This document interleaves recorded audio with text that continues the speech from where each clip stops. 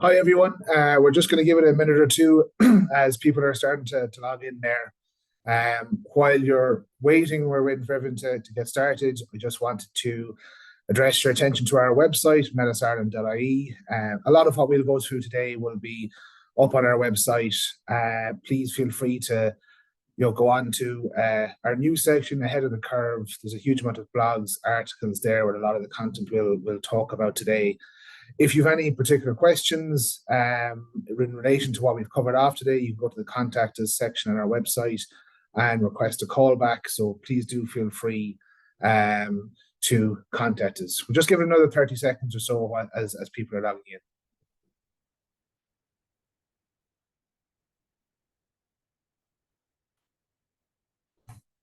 in. So, finally, just before we get started, I do want to give you a brief introduction to myself. My name is Cian Callaghan. I'm Head of Financial Planning in Metis Ireland. I've been with Metis Ireland since 2014, so it's my 10th anniversary with Metis. And as of last year, I'm one of the shareholders in the company as we did an MBO. So Metis Ireland is owned by the staff that work here. The idea of these series of webinars we're going to be running over the next couple of months is to give people an idea of what they can do to take control of their own finances, to build their own financial plan, and to start just taking control of what they want to do with their own lives. I will caveat everything we're going to say today with the advice that we would always recommend that you talk to an independent financial planner, a CFP, a certified financial planner, before you start to make any major decisions around your finances. That said, we do want to give something tangible to people over these series of webinars that you can actually start to put into action, knowing that down the line at some point in time, you should start to be consulting with a financial planner. So I think that most people are on and ready to go. So we'll just jump into things straight away. So in terms of the steps to take in building your own retirement plan or early retirement plan, the very first thing is you need to begin with the end in mind. So what's the money for ultimately is the question that needs to be answered. When we work with the families we work here at Metis Ireland, it's one of the most important questions that we help people answer. We talk about values-based planning. So what I mean by that is we need to understand what you value most as a family or as an individual, and help build a plan to put that into action. I know we've called this kind of building an early retirement plan, but we should really talk in more detail about what that really means. The idea, I think, from previous generations of working for 40 plus years till you're 65, stopping and then never working a day in your life again, that really has changed in Ireland, and we're seeing that less and less with the families that we deal with. So you do need to talk to yourself and talk to the people that you care about and ask, what does retirement really look for you? Do you really want to retire early? Maybe you love your job, but you need a better work-life balance, for example. Really what we try and help families achieve is financial independence. So it's that date that you no longer need to go to work, your job optional. So again, these are the really important questions you need to ask yourself. What does retirement look like for me? Do I actually want to stop working? Am I just looking for a greater work-life balance? You also then need to consider kind of big one-off expenses that might come down the line. So, in terms of our objectives, do we want to travel more in retirement? Do we want to have a holiday home by the sea? Do we want to help our kids out and pay for weddings, pay for house deposits, things like these? So these are the really important. These are the big rocks in your jar, let's say, that you need to be thinking about before starting on this journey. You don't want to get to a point where you think you're financially independent at 50 and then all of a sudden realize we have 3 weddings to pay for, or we're going to have to give kids a house deposit. This stuff needs to be built into the plan. So understand and what the money is for. Be aware of what you value the most, and that will start to drive then what your financial plan will start to look like. The next step then is starting to understand what your lifestyle expenses are. So this term lifestyle expenses is a very specific term that we use. It means what it costs you to put food on the table, to heat the house, back to school, Christmas, travel, all of your bills, going playing around the golf, getting your hair done. It's whatever you spend money on that contributes to your lifestyle. It doesn't include things like savings, things like mortgage, things like car loans, pensions, taxation, for example. Let's take an example here. So probably a lot of people on this call have children right now. At some point in time, those kids, we hope, will be independent and will move out of home and they'll be fully educated. That's a cost that is not an ongoing cost for you for the rest of your life. Your mortgage will be cleared at some point in time. Once you're financially independent, you don't need to keep saving. You don't need to keep putting money into pensions. So what we're trying to figure out is what's the cost of your lifestyle? It's the things, the money you spend on the things that you love to do. We also need to be conscious then on this, that it's not just about paying the bills either. This has to include, you need to enjoy the journey along the way. One of the biggest concerns we have with people might have heard of the FIRE movement is a lot of it can focus much more on reducing expenses so that you can enjoy retirement at a later date. That's not really what we're interested in. We need the families we work with to enjoy the journey along the way. We can't have this delayed gratification till we're 60, till we're 70. Oh, I'll have fun then. I'll do these things then, because the truth is that day may never come. So part of this number, this lifestyle expenses figure, it actually needs to be a little bit aspirational as well. So it's not just what are you spending right now, it's what are the things you're going to do when you have that free time, when you don't have to raise a family, when you don't have to raise a mortgage? How can you utilize that income or those assets to get the best return in your life? We're not overly concerned in Metis Ireland about having very strict budgets for our families. This is why we talk about more of an aspirational number. So let's say, for example, you work out your lifestyle cost is €4,000 a month. But in order for you to actually make a decision to retire, to step away from work, to finish your career, to sell your business, you might say, but I need 5,000 to feel comfortable to make that decision. So we don't want to cut this down to the bone. We don't want to have too strict a budget. We're trying to help find out what's the number that you need to be comfortable to make good decisions around how you work, when you work, where you spend your time, etc.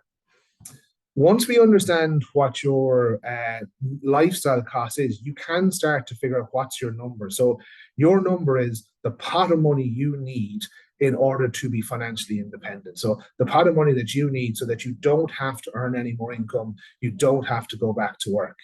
And the way we would calculate this is we take your monthly lifestyle expenses and we multiply them by 300. So this is called the rule of 300. It's based on the concept called the safe withdrawal rate, which basically goes as, if you have a pot of money and you make a withdrawal of 4% per annum and allow for growth, you shouldn't run out of money. There's lots of caveats around this. It's absolutely not a perfect way to figure this out. In Metis Ireland, when we work with families, we don't use this calculation. We look at a holistic cash flow model for the rest of your life.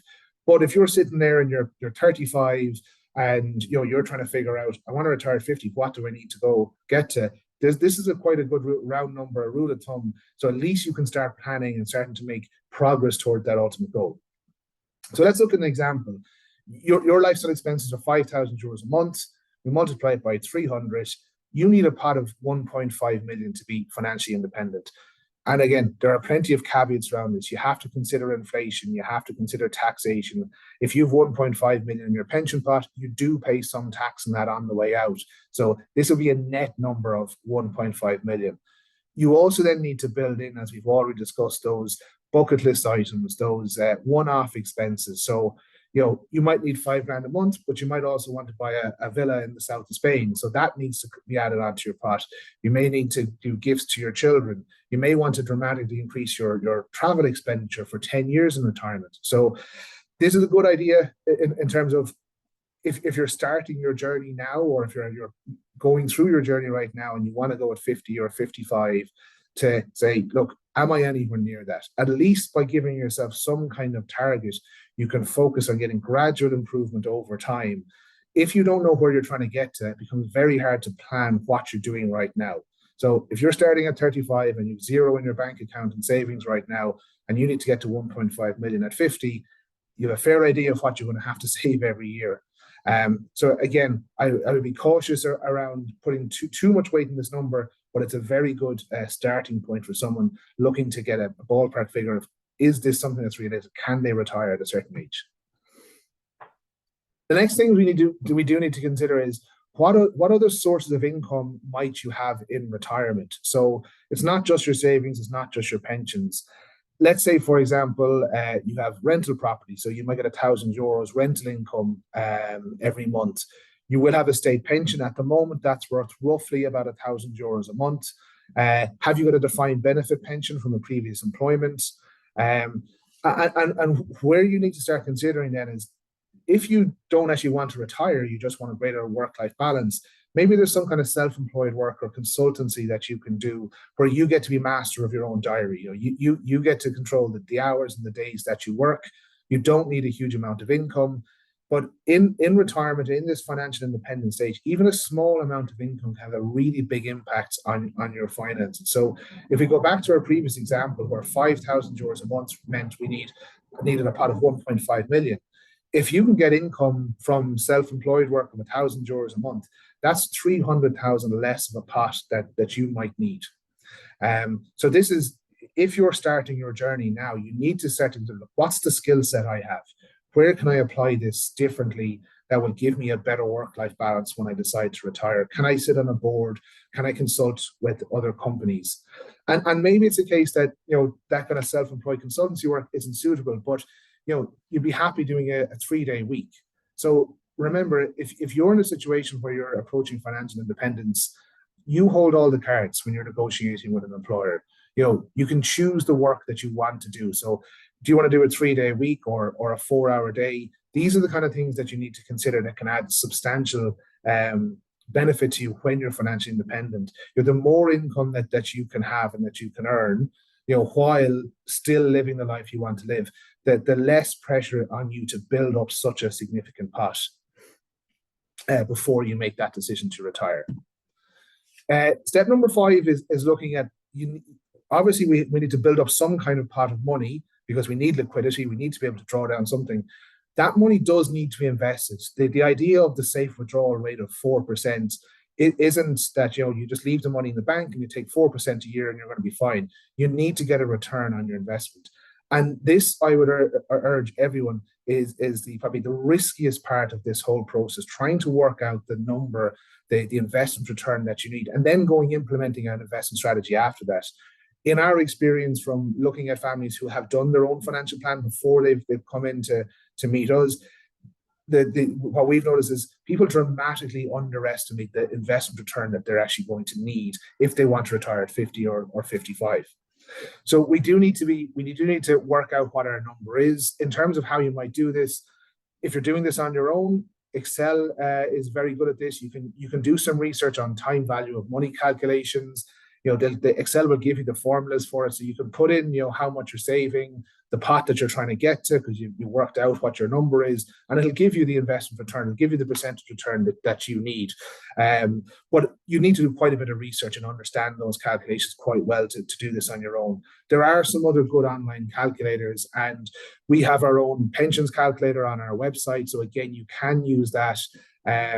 If you do want to do that, you can just request that through our website. We will share the link with you. None of these things are absolutely perfect. They're going to give you a point in time measure. And as we'll talk about shortly, things are going to change, of course, over time. But the biggest thing I think that you need to take from this is that, you do need to invest the money. You need to understand what's the biggest risk. Really, the biggest risk here is inflation. Inflation is the rising cost of lifestyle over a 30, 40, 50-year retirement. Once you draw that line in the sand and stop working or step back from your career, inflation becomes such a massive risk. The global stock market beats inflation by about 6% per annum. So you should be looking to invest heavily in stocks and shares throughout your retirement. But you need to have, you need to understand you will have to have liquidity. You'll have to have some money in cash. You need to be very much aware of the danger of volatility.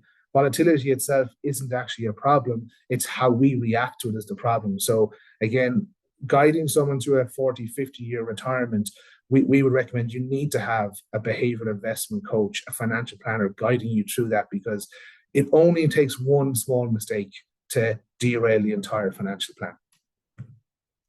And the final point then is you need to continually monitor and adjust your financial plan.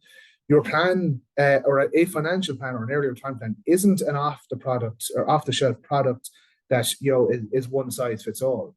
Your plan is going to change over time. Financial planning is a process rather than just a point in time, and you can go live that or use that product for the next 30 years.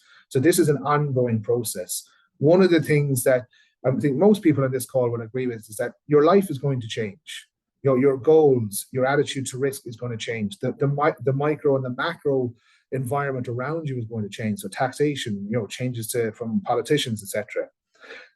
I can honestly say that in my 20s, the things that I wanted are not the same things I want in my 30s, into my 40s, into my 50s.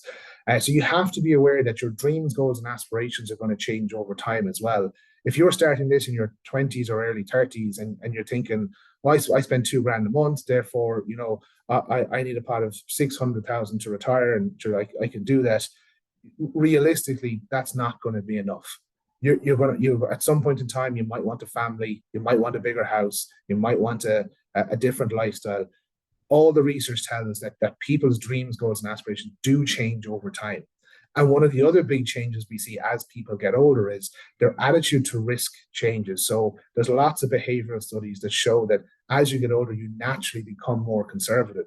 So you might do your financial plan and say you need a 6% return, and you're say, well, I can invest 100% in stocks and shares forever, and I'll get that. The likelihood of you being able to maintain that throughout your 40, 50-year retirement is extremely low. So you do have to be aware of this. You need to monitor and adjust your plan on a regular basis. And as we would advise, and of course we would, you should consult with an expert financial planner. You should try and partner with someone who will give you behavioral investment coaching along the way. Guys, thanks very much for joining us today. Just one or two points to note. Our next webinar is going to be on the 21st of March at the exact same time, 1 p.m. We didn't open a Q&A facility for today. That is something we're happy to do for the next webinar if we get the feedback that people would like that. If you do have any specific questions, please go to our website, metisareland.ie, go to contact us, and you can request a call back. Thank you very much for joining us today, and looking forward to seeing you all at the next webinar. Bye for now.